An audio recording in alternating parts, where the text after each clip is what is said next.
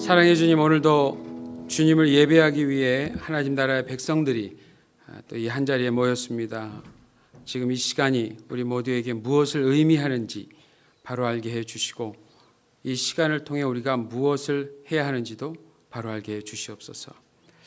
매 주일마다 하나님의 말씀 듣는 특권을 주셔서 감사드립니다.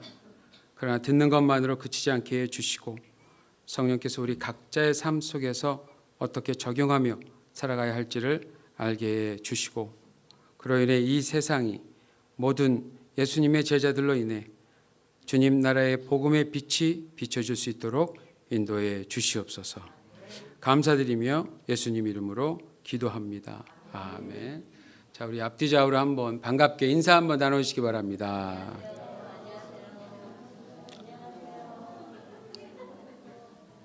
네.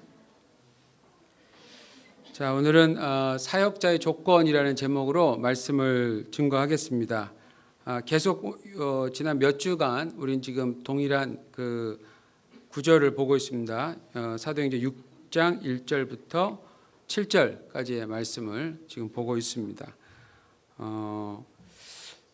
이 부분이 이제 사도행전 1장에서 5장까지의 내용을 우리가 작년에 다 봤잖아요. 보고 이제 이 6장의 이 전반부의 내용을 잘 이해해야 앞으로 일어날 모든 일들에 대해서 이게 이제 어떠한 역할을 하는지 그런 것들을 우리가 좀 잘 이해할 수 있을 것 같고, 그리고 이제 무엇보다 교회가 무엇이냐, 예루살렘 교회가 처음 세워진 교회로서, 기독교 역사의 교회로서 이 교회가 어떠한 모습을 보여주었는가 하는 것을 우리가 상세히 볼 수 있는 기회예요. 그냥 단순히 사도들이 세웠으니까 그냥 좋았겠지, 완벽했겠지, 이런 것이 아니라 어떤 게 좋았고 어떤 게 안 좋았고 하는 것까지 아주 자세하게 우리가 볼 수 있는 그러한 부분들입니다. 그래서 좀 자세히 우리가 지금 보면서 여러 가지 교회로서 생각해야 하고 갖춰야 될 어떤 부분들을 이 시간들을 통해서 좀 배웠으면 좋겠습니다. 사도들의 위대한 결정이 있었습니다. 바로 위임이라고 하는 것이었습니다. 위임. 예루살렘 교회가 행한 구제 사역이 있었죠. 과부들을 포함해서 어려운 사람들을 도왔던 사역이 있었는데, 그 당시 일반 유대 사회가 베푸는 구제보다도 훨씬 더 구체적이었다라고 말씀드렸어요. 적극적이었고 구체적이었습니다. 아마도 이 구제 사역 때문에 당시 예루살렘 교회 멤버의 수가 2만 이상이 되는 데에 큰 역할을 했을 것으로 생각합니다. 이것만 때문에 그런 건 아니겠지만 이 구제 사역 역시 큰 역할을 했던 것 같아요. 무엇보다 이 사역은 오랫동안 사도들이 직접 관리했던 사역이었습니다. 사도들이. 그러나 이제는 자신들의 운영 리더십에 한계가 생긴 것을 인식을 했고, 그리고 결국 그 사역을 누군가에게 위임하겠다고 모든 멤버들에게 제안할 수밖에 없는 상황까지 온 거죠. 제안할 수밖에 없는 상황. 자, 우리가 이제 그런 것들을 지난 시간에 봤습니다. 그리고 또 한 가지는 결정적으로 사도들에게는 우선순위가 있었습니다. 여러분 오늘 4절을 먼저 한번 보시면 4절. 거기 이제 그들의 우선순위에 대해서 자세히 나와 있죠. 기도하는 일이 있고 말씀 사역 이렇게 나옵니다. 말씀 사역. 이 두 사역은 그들을 직접 선택하셨고 그들에게 직접 가르치셨던 메시아 예수 그리스도께서 분부하신 사역이었어요. 즉 이 두 사역은 예수님의 가장 중점적인 사역이고 예수님의 우선순위이기도 했다라는 겁니다. 그래서 지난주에 강조했던 것처럼 이 두 사역은 사도들에게 있어서는 다른 어떤 사역보다 우선적이어야만 했습니다. 여러분, 교회는 제가 여러 번 말씀드립니다만 그리스도를 주인으로 모시고 사는 공동체를 의미합니다. 그리스도를. 그렇기 때문에 그 주님이 무엇을 중요하게 여기는지에 대해서 교회를 이루는 멤버들도 당연히 그것을 중요하게 여겨야 합니다. 자, 그러한 차원에서 예수님께 직접 배웠던 사도들에게는 기도와 말씀은 반드시 전수해야만 하는 기둥과 같은 것이었습니다. 그런데 여기서 말하는 기도가 고대 그리스어, 그러니까 헬라어에서는 기도회라는 말로도 쓰였어요. 그러니까 사도들은 기도하는 사람들뿐만이 아니라 기도회도 인도했던 사람들이다라는 이런 의미가 됩니다. 그러니까 기도의 본을 보여주신 예수님의 기도를 닮아서 사도들이 그리스도의 제자가 된 다른 모든 사람들에게도 동일하게 전수해야 할 수 있는 사람들이다 하는 겁니다. 하고 있었다라는 거고요. 사도들은 그렇기 때문에 그리스도께서 가르쳐 주신 말씀뿐만이 아니라 그리스도께서 보여주신 기도도 가르칠 책임이 있었던 사람이었습니다. 그래서 그리스도 예수, 바로 그분이 말씀하셨고 그분이 보여주셨고 그분이 명령하신 모든 것, 바로 그것들이 예수님의 모든 제자들이 따라야 할 기준이 되는 겁니다. 기준. 여러분, 예수님의 제자라고 하는 정체성을 어떠한 특징을 통해서 과연 찾을 수 있을까요? 우리가 예수님의 제자라는 것을 무엇을 통해서 도대체 알 수 있을까? 여러 가지 방법이 있겠지만 이 본문과 관련돼서 생각해 볼 때 어떠한 일을 하든지 먼저는 그 동기가 무엇에서 출발했는가 하는 것을 좀 봐야 합니다. 동기가. 그리고 또 그 일이 어떠한 모습으로 진행되고 있는가. 어떠한 모습으로 진행되고 있는가를 보면 알 수 있겠죠. 우리가 예수님의 제자라면 서로 협력해서 무엇을 하든지 간에 그 일에 반드시 예수 그리스도의 가르침이 반영되어야 하는 것입니다. 바로 그 예수 그리스도의 가르침을 사도들이 가르쳐 준 것이다 라는 거죠. 그렇기 때문에 이 사도들을 너무나도 현재 중요한 메시지를 가지고 있고 또한 너무나도 중요한 위치에 있었던 사람들이었습니다.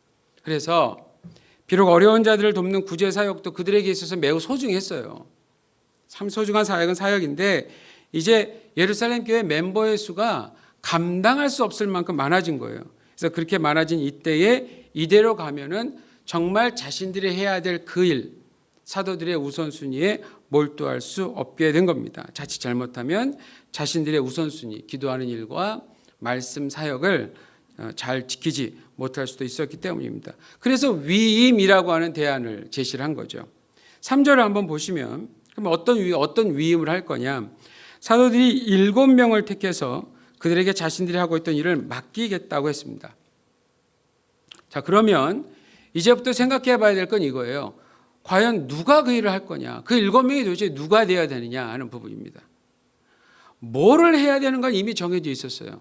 그건 문제가 아니었어요. 문제는 뭐였냐면 그럼 앞으로예요. 앞으로 이제부터 음식을 배분하는 일을 과연 누가 할 것인가 하는 것이었습니다. 음식이 많고 적다라고 하는 자체가 문제가 아니었잖아요. 그렇죠? 왜 그러한 일이 벌어졌는가? 6장 1절. 왜 6장 1절의 일이 벌어져야만 했는가라는 것이 문제의 핵심이었습니다. 사람이 문제였어요. 결국. 사람이. 눈에 보여지는 것이 아니라 눈에 보여지는 결과의 원인이 문제였어요. 원인은 역시 사람에게 있었습니다. 불공평한 분배를 지속해 왔던 누군가들 때문에 지금 이러한 문제가 생긴 겁니다. 본토에서 계속 사셨던 히브리파 과부들에게 더 많은 것을 주었던 그분들 때문에. 그래서 이번에는 사도들이 대신해서 이 큰 사역을 맡아줄 7인을 뽑는 기준을 사도들이 제시합니다. 기준을. 자, 이게 중요하죠. 자, 3절에 먼저 이렇게 나옵니다. 3절 보십시오. 너희 가운데서 성령과 지혜가 충만하여 칭찬받는 7입니다. 자, 그러면 첫 번째, 너희 가운데서죠. 후보는 일단 교회 안에서 생각해 내셔야 돼요. 후보는 교회 안에서. 교회의 일을 외부의 누군가에게 맡기는 일은 너무나도 말이 안 되겠죠. 그렇죠? 사역자는 교회 안에서 먼저 찾아야 합니다. 그 다음에 두 번째는 뭐냐면 칭찬받는 사람이에요. 이 칭찬받는 사람이 뭐냐면 평판이 좋기로 인정된 사람들이어야 된다라는 말입니다. 평판이 좋기로 인정된 사람. 자, 그렇다면 그러한 사람은 어느 정도 예루살렘 교회에서 멤버로 지낸 사람이겠죠. 그렇죠? 사람 한두 번 보고 여러분 알 수 있습니까? 몰라요. 그러니까 어느 정도 기간 동안 교회 내에서 많은 사람들에게 어느 정도의 기간을 지내면서 인정받은 사람이어야 한다라는 겁니다. 그러니까 지금 우리대로 말하면 일단은 멤버 가운데서 뽑아야 된다는 거예요. 멤버로 등록된 분들 가운데서. 그리고 금방 등록된 분들이 아니라 어느 정도 기간을 거쳐서 사람들에게 인정받은 사람들. 근데 여러분 한 가지 더 생각해야 됩니다.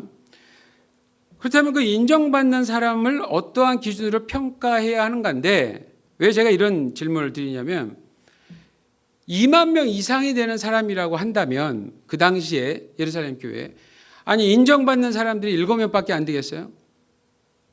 그럼 그거 참 건강하지 못한 교회 아니겠습니까?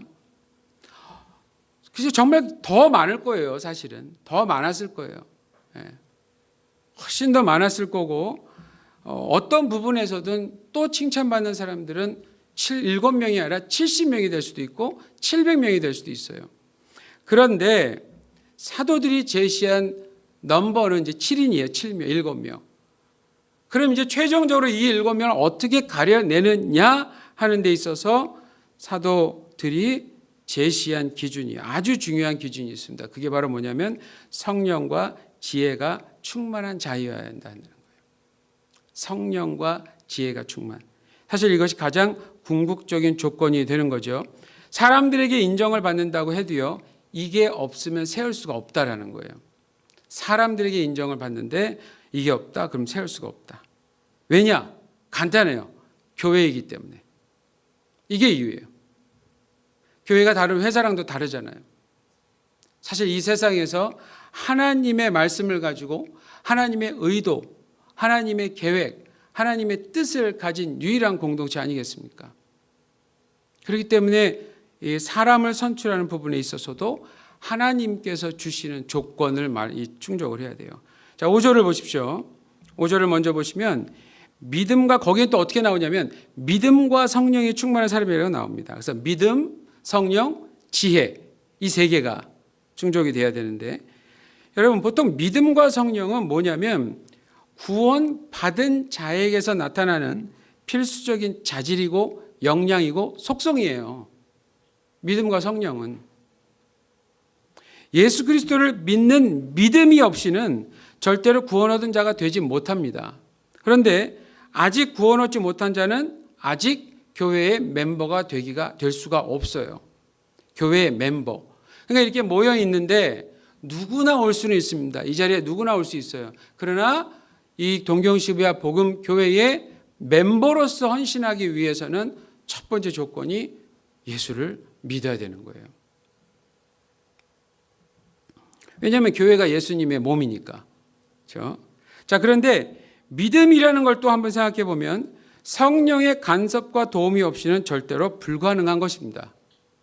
여러분, 우리가 우리 입으로 믿습니다라고 입으로 고백한다고 해서 자동적으로 예수님의 제자가 되고 하나님의 자녀가 된다면 얼마나 좋겠습니까? 만약 그랬다면 저도 미국에서 굳이 여기까지 올 필요가 없었을 거예요. 그렇잖아요. 그냥 여러분들이 나가셔서 이렇게만 얘기해봐. 마치 암호처럼, 무슨 코드처럼 예수님 한번 부르면 구원 얻어라고 한다면 얼마나 쉽겠어요. 근데 그게 아니에요. 그런 조건이 없거든요. 중요한 거는 입으로 고백하는 그 고백의 근원이 어디에서부터 어떻게 발생했느냐입니다. 왜냐하면 하나님은 우리의 중심을 보시기 때문에 그래요. 우리의 마음 깊은 곳에서 왜 이 말을 했느냐 하는 걸 묻는 거예요. 사도 바울이 이 점에 있어서 아주 명쾌한 표현을 했어요. 로마서 10장 10절에 보니까 사람이 마음으로 믿어 의에 이르고 입으로 시인하여 구원에 이르느니란데, 의에 이르고 의로 인정받는다는 뜻이에요. 의로 인정받는다. 그것과 구원은 틀린 말이 아니에요. 사실은 같은 개념이에요. 근데 무엇이 먼저냐면 사람 마음의 결단이 먼저라는 겁니다. 그리고 나서 입으로 표현되어 고백되어질 뿐인 거예요. 바로 그때 그 마음을 움직이시는 분이 누굽니까? 바로 성령 하나님이신 거예요. 뿐만 아니라 성령님은 교회를 이루고 있는 모든 자들에게 은사를 주시는 분입니다. 은사. 특히 지금 이 상황에서, 이 본문의 문제 속에서 가장 필요한 은사가 있다면 여러분 뭐겠습니까? 그게 지혜예요, 지혜. 그러니까 2만 명 이상이 되는 수많은 사람들에게 공평하게 음식을 배분할 수 있기 위해서는 단순히 학교에서 배운 지식이 아니고요. 어느 누구도 더 이상 원망하지 않는 공평한 분배를 해낼 수 있는 사역의 기술을 갖게 하는, 이건 정말 사역의 기술입니다. 사역의 기술을 갖게 하는 성령의 지혜를 의미하는 거예요. 단순히 계산하는 정도가 아닐 겁니다. 우리 이제 오늘 일부에서 끝나고 우동을 먹었어요. 맛있겠죠? 맛있었어요, 정말. 지난주 제가 뭐 먹었다고 그랬죠? 기억하시네. 이야, 이걸 기억하시네. 닭국을 먹었어요. 근데 제가 이렇게 식당에서 이렇게 일을 하시는 분들 보면 뭐가 가장 중요할까요, 여러분? 분배예요. 한 통 크게 끓여놓잖아요. 끓여놓을 때 명수를 생각하잖아요. 60명, 60명, 30명, 30명 하잖아요. 그러면 똑같이 가게끔, 기술이에요, 기술. 진짜 대단한 기술이에요. 그걸 합니다. 똑같이 했는데 어떤 분은 또 와갖고 왜 내 건 적어? 왜 얘 건 많어? 하고 그렇게 보일 수도 있어요. 뭐 우리 교회가 그랬다라는 얘기 아니라 그럴 수도 있을 거 아닙니까? 그럴 때 지혜가 있다면 잘 다루겠죠, 그런 상황들을. 여러분, 사역과 봉사 이런 것들에는 그냥 단편적으로 보이는 것을 보고 이렇게 결과를 추측할 수 없는 거예요. 사람끼리 하는 거니까, 사람이 하는 일이니까 이 관계에 있어서 관계의 스킬이 필요하겠죠. 이해시킬 땐 이해시켜야 되고, 땡큐 할 땐 땡큐 해야 되고, 이런 것들이 필요하지 않겠어요? 이런 것을 다룰 때 그냥 학교에서 배운 우리가 책에서만 본 그런 지식으로 어떻게 감당하겠습니까? 감정이 동반되는 그 일인데 성령께서 주시는 놀라운 지혜가 있어서 그런 순간들을 잘 이끌어가는, 이렇게 있어야 부엌에서 싸움이 안 나요, 여러분. 나는 우리 교회만 부엌에서 예전에 문제가 있는 줄 알았더니 모든 교회에 부엌에서 문제 없는 교회는 없답니다. 아마 이 세상 모든 교회가 다 그럴 거예요. 인종을 초월해서 그럴 거예요. 그만큼 민감한 거예요, 여러분. 이 음식 문제가. 그래서 그리고 또 음식을 만들면 힘들잖아요. 쉽지 않잖아요. 그러니까 신경도 날카롭게 있고. 근데 이걸 그냥 놔둬야 되느냐? 여러분, 지금 6장에서의 문제들이 사실은 복합적인 거라고 우리는 봐야 됩니다. 드러나기는 서로 양이 다른 것을 자꾸 차별하는 것처럼 보이지만 그 안에는 더 깊은 뿌리 박힌 근본적인 문제들이 분명히 있었을 거예요. 이런 것들을 다 해결할 수 있는 사람들이 되려면 우리 인간적인 힘으로 안 된다는 겁니다. 구원받았으나 지금도 여전히 구원받은 자로서 정말 잘 살고 있는 분, 성령의 지혜를 가지고 정말 잘 다루면서 사용하고 있는 분, 그런 분들이 필요하다는 거죠. 그래서 사도들이 자신들이 했던 일 중에서 구제 사역을 위임할 7인을 선발할 때 제시한 기준 한번 정리해 보면, 첫 번째, 교회 공동체가 판단해야 됩니다. 교회 공동체가 판단할 때 예수님의 제자로서의 정체성을 명확히 지닌 자들이어야 되고요. 두 번째는 여전히 그 믿음과 성령이 충만해서 누구에게도 인정받을 수밖에 없는 자들이어야 하고요. 세 번째는 또한 주님이 주신 지혜를 가지고 현명한 판단을 할 수 있는 사람, 현명한 판단을 할 수 있는, 무엇보다도 사도의 가르침을 반영해서 사역할 수 있는 사람들을 의미하는 것입니다. 자, 그리고 사도들은 4절에서 보니까 우리는 우선순위에 집중하겠다는 거예요. 기도와 말씀 전하는 일에 전무하겠다 하고 아주 강력한 의지를 표명하는 겁니다. 진 에드워드라는 신학자가 있어요. 그분이 이 부분에서 이러한 코멘트를 좀 했습니다. 잘 들어보세요. 우선 교회 생활이 사람을 세우고 사람은 다시 교회 행정을 세운다. 교회 행정이 사람을 세우는 것이 아니다. 우선 교회 생활이 사람을 세우고 사람은 다시 교회 행정을 세운다. 이해되셨습니까? 네. 아무나 사람이 일꾼이 세워지는 게 아니다라는 얘기겠죠. 사도들의 제안에 있어서의 핵심이 뭐냐면 누가 그 일을 맡을 것인가 하는 거였습니다. 누가? 그래서 교회의 사역을 위해서는 무엇이냐보다 더 중요한 건 뭐냐면 누가예요. 누가? 그럼 누가 할 거냐? 교회 사역을 감당하기 위해 선발되어야 할 자, 이 사도들이 제시한 것을 한마디로 말씀드리면 뭐냐면 결국은 성령님과 동행하는 모습이 명확히 드러나는 자여야 한다는 겁니다. 여러분, 제가 요한복음을 설교하면서 이런 말씀을 강조드린 적이 있어요. 나사렛 예수는 보이지 않는 아버지 하나님의 실체이시다. 그리고 교회는 지금 보이지 않는 예수 그리스도의 실체이다. 이런 말씀을 드렸어요. 그것과 관련해서 오늘 본문과 관련해서 한 가지 더 말씀드리면 교회의 사역은 보이지 않는 성령님의 실체를 드러내는 자들에게 맡겨야 한다라고 하는 겁니다. 보이지 않는 성령님의 실체를 드러내는, 보여주는 자들에게 맡겨야 한다. 교회의 멤버들이 중요한 사역을 누군가에게 맡길 때에 모두가 동의할 수 있는 자격 조건이 뭐냐? 성령님과 동행하는 모습이 부인할 수 없을 정도로 나타나는 사람이어야 한다라고 하는 겁니다. 여러분, 제가 이렇게 얘기하니까 또 뭐 성령님과 동행하면 손만 대면 낫고 하면은 저기 멀리 떨어지고 지금 제가 하니까 잠을 다 깨듯이 막 이런 능력을 행하는 사람이라고 생각하시면 no. 그런 게 아니죠. 성령님의 얘기는 여기 제가 다 또 얘기할 수는 없으니까 우리 성경에 아주 잘 나와 있잖아요. 성령님에 대한 이야기는. 저는 성령님에 대한 이야기를 예수님이 해주신 정의에 따르면 이분 참 인격적인 분이구나. 이게 떠올라요. 인격적인 분이구나. 전능하신 분이시지만 또 인격적이구나 하는 건데 어쨌든 성령님과 그런 성령님과 동행하는 모습이 누가 봐도 저분은 달라. 정말 다르다 하는 모습이 나타나는 사람이어야 한다는 겁니다. 왜냐하면 성령은 우리가 구원받을 때와 구원받은 이후 계속해서 함께 하시고 적극적으로 그 신자를 인도하시고 지배하시고 간섭하시기 때문에 그렇습니다. 자, 그렇기 때문에 성경은 교회 사역의 리더를 선발하는 겁니다. 리더를 선발할 때 너무나도 명확한 자격 조건을 제시하고 있습니다. 성령님과 친밀한 동행이 자신의 삶 가운데서 명확히 드러나는 사람. 성령님과의 친밀한 삶이 자신의 삶 가운데서 명확히 드러나는 사람이는 겁니다. 자, 그럴 때에만 5절에서 나오는 모습처럼 교회를 이루는 예수님의 모든 제자들이 기쁨으로 진정한 사역 리더를 선출할 수 있게 되는 겁니다.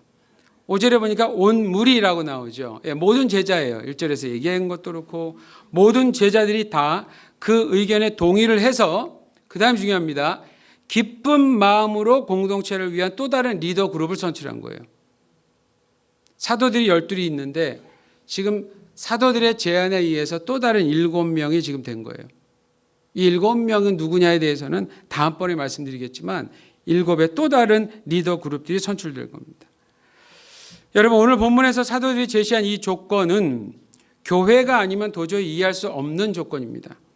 교회이기 때문에 통하는 조건이고 교회가 예수님의 제자들로 이루어졌기 때문에 가능한 조건입니다. 만약 지금 이 자격 조건에 대해서 여러분이 들으시면서 혹시 속으로 그런 분이 있었다는 얘기가 아니고요. 혹시 속으로 그럼 누가 해? 이런 생각을 하신 분이 계셨다면 그럼 누가 해? 이렇게 계셨다면 그분이 다니시는 교회는 참 불쌍한 교회입니다. 그렇죠? 그러겠죠? 우리 교회는 그런 사람 내가 알기로는 없는데 만약 그렇다면 정말 없잖아요. 그럼 정말 불쌍한 거잖아요. 왜냐하면 제대로 자격 요건을 갖춘 사람이 없으면 주님의 사역을 맡길 수가 없기 때문에 그래요. 그러면 그 사역 잠깐 보류해야 돼요. 사람이 세워지지 않는데 억지로 해서는 반드시 부작용이 생깁니다. 반드시 부작용이 생겨요. 옆 교회가 이걸 한다고 해서 우리도 꼭 그걸 해야 될 필요는 없는 거예요. 준비가 안 되는데 억지로 하려는 거. 아니에요. 그래서 여러분, 자격이 있어야 되는 겁니다. 자격. 예수님께서 성령을 통해 세우신 자신의 교회에서 한 사역을 맡을 리더가 되기 위해서는 주님께서 세우신 기준을 충족하는 자격을 갖추어야 합니다. 성경에서 제시하는 명확한 이 자격 요건을 충족하는 누군가가 있어야 한다 하는 겁니다. 그러한 자들이 많으면 그 교회는 참으로 행복할 겁니다. 아멘이십니까? 예, 무엇보다 그 다음에 더 중요한 건 이거 같아요. 더 많은 일을 하나님의 지혜를 가지고 더 효과적으로 열매를 생산하면서 잘할 수 있게 될 겁니다. 교회는 바로 그러한 자들이 리더로서 모든 사역을 인도하고 그 사역을 발전해 가면서 비로소 교회는 눈에 보이도록 주님 나라 확장을 위한 공동체로서 쓰임받게 되는 것입니다. 성령님의 도우심과 간섭하심을 제대로 소화하지 못하는 분은 죄송하지만 아직 리더가 되기엔 이릅니다. 여러분 한번 생각해 보십시오. 제가 동경시부야 복음교회 담임 목사로 현재 지금 6년이 지났어요. 6년. 그 전에 여러분들 계셨던 분들 한번 잘 생각해 보세요. 그 전에 그때 계셨던 분들. 그 어려웠던 시기들 다 지나가면서 한 목회자를 청빙하려고 할 때 쉬우셨어요? 얼마나 어려웠습니까? 제가 듣기로도. 진짜 어려웠어요. 우리 교회 보니까. 저는 동경시부야 복음교회가 어려움을 겪고 있다는 소식을 제가 알고 있었을까요? 몰랐을까요? 미국에서. 몰랐죠. 저도 제 사역하기 바빴는데 몰랐죠. 저는 전혀 몰랐어요. 저 말고 다른 분이 이미 결정되기도 했었어요.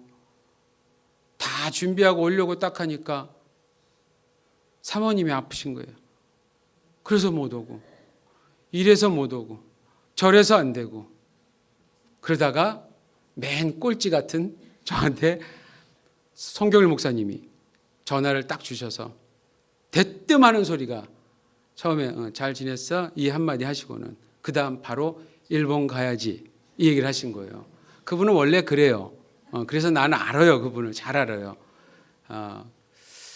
그런 말을 하셔서 와서 근데 오자마자 제가 된 게 아니잖아요. 여러분들 만나고 지도자들을 만나고 대화를 하고 저는 여러분들이 어떤 분인가를 유심히 보고 여러분들은 저가 어떤 사람인지를 유심히 보고 서류를 보내고 제가 쓴 글들도 보내고 이런 것들을 보내서 기도하면서 유심히 살펴보았잖아요. 다양한 사람들로 청빙위원회를 만들어서 서로 의견을 들으려고 그렇게 해서 하셨잖아요. 기도하고. 그래 된 거예요. 하나님이 이 사람이다라고 하니까 그 다음에 결정이 돼서 저도 오게 됐고 저도 올 때도 미국에서 간증이 많습니다. 그렇게 또 하나님이 보내시는 것에서 저도 확인하고 이렇게 하면서 감 맞춰지는 거예요. 교회를 한 교회를 위해서. 솔직히 수고하신 분들도 있었지만 이 일을 우리 주님께서는 성령님께서는 사실 얼마나 바쁘시겠어요. 일본에서도 해야 되고 미국에서도 한 놈을 이렇게 만져줘야 되니까. 제 아내가 안 가겠다고 그랬어요. 그게 17년 걸린 거예요. 17년. 기다렸어요. 제가. 제 아내가 무서워서가 아니라 이 억지로 가면 무리가 되겠다 싶어서 기다렸어요.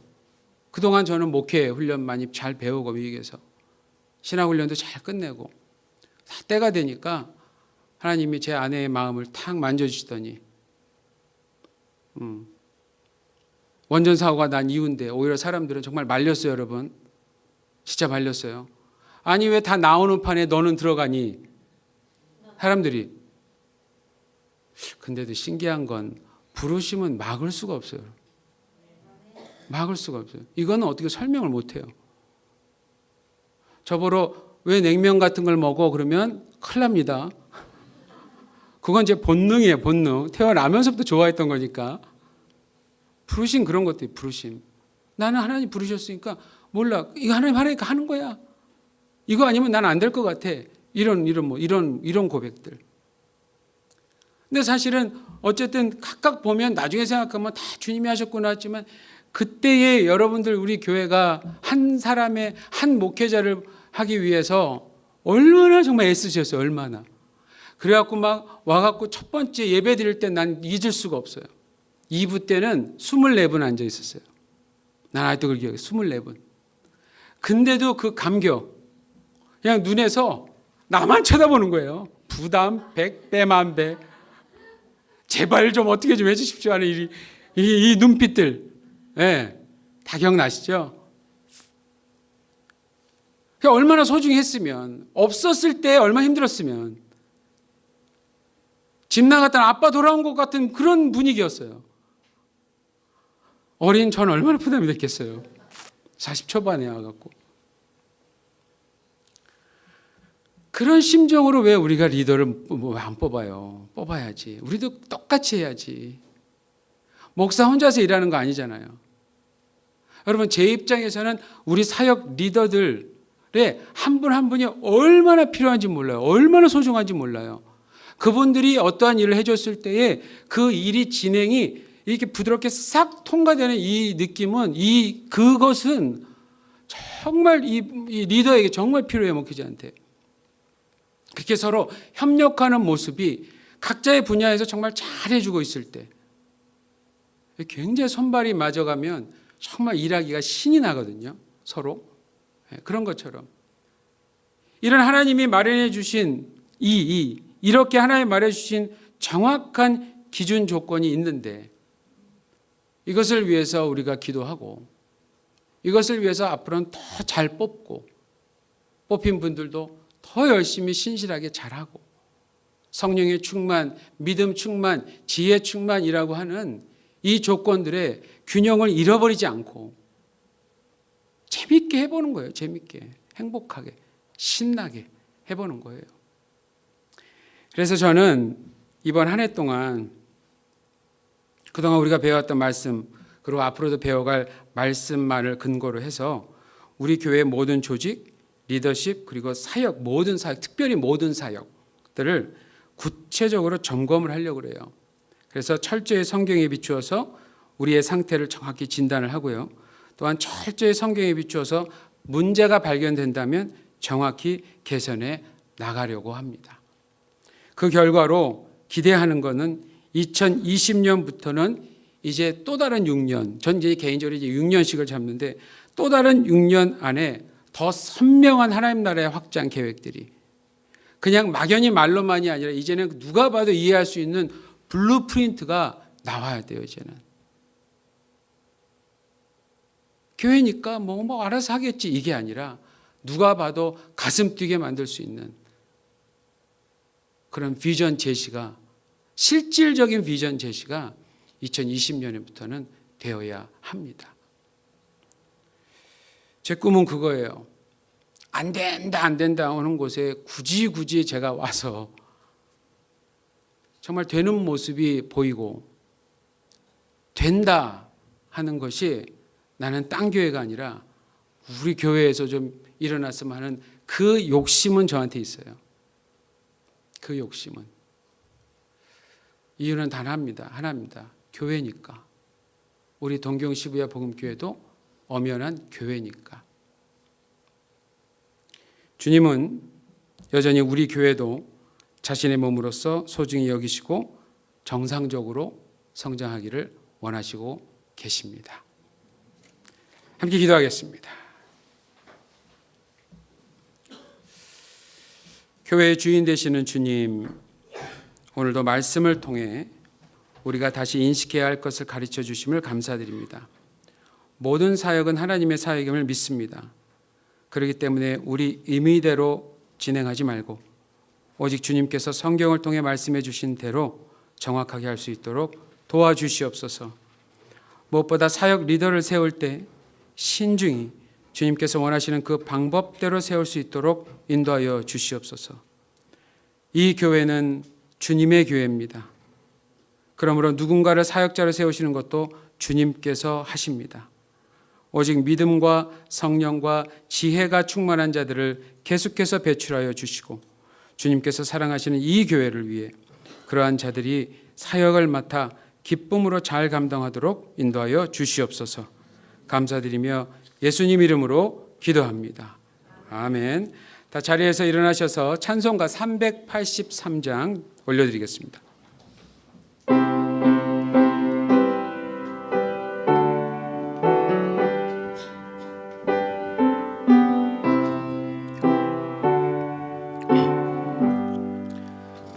한란과 핍박